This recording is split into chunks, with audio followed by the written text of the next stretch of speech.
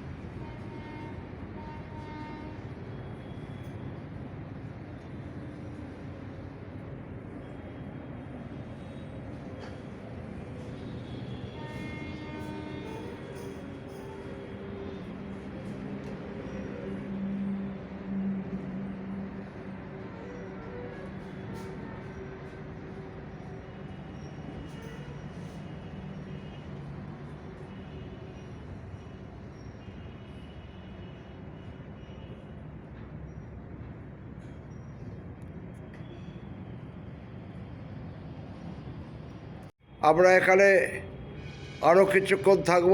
বাহক রয়েছেন এবং তার পাশে রয়েছে, আপনারা বুঝতে পারবেন এই মন্দির নতুন করে তৈরি হয়েছে এবং নতুন করে তৈরি হয়ে এখানে নিত্য সেবা ও পুজোর আয়োজন করা হয়। চারিদিকে বাবা ভোলানাথ, মহেশ্বর নিত্য সেবা পেয়ে থাকেন এই মন্দিরে আজকে আমরা আপনাদেরকে দেখাবো ভগবান দেবাদিদেব মহাদেবের মূর্তি। সেই মূর্তি আপনারা প্রত্যক্ষ করুন। মন্দিরে পুজোর কাজ শুরু হয়ে গেছে। এখন সেবা করছেন মন্দিরের শিবলিঙ্গর পাশে আছে সিদ্ধিদাতা গণেশের গণপতি দেবের মন্দির। সেই মন্দিরের পাশে আছে উপরে 24 ঘন্টা জলধারা পড়ার জন্য ব্যবস্থা করা আছে এবং মন্দিরের চারদিকটাও আমি আপনাদের ঘুরিয়ে দেখাচ্ছি। আপনারা প্রত্যক্ষ করুন এই মন্দিরের অপূর্ব দৃশ্য। এই দৃশ্য এখন এখানে পুজো করছেন।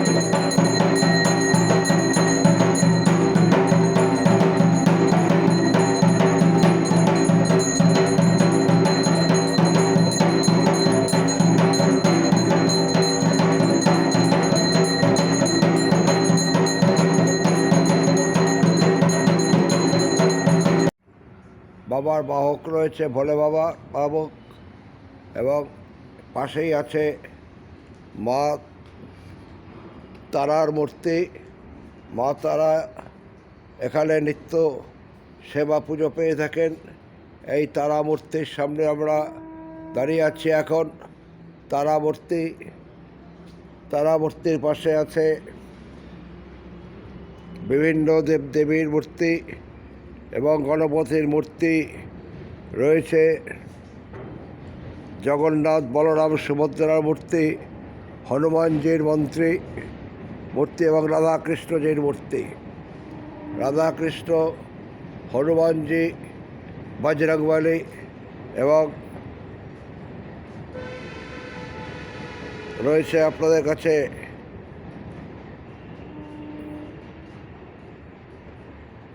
জগন্নাথ মহাপ্রভু, বলরাম মহাপ্রভু, সুভদ্রা মায়ের ছবি। সুভদ্রা মায়ের ছবির পরেই আছে আপনার তারা মায়ের ফটো। তারা মায়ের মূর্তির পাশেই আছে দক্ষিণাকালী মায়ের মূর্তি। এইভাবে এখানে নিত্য সেবা হয়ে থাকে, নিত্য পুজো হয়ে থাকে।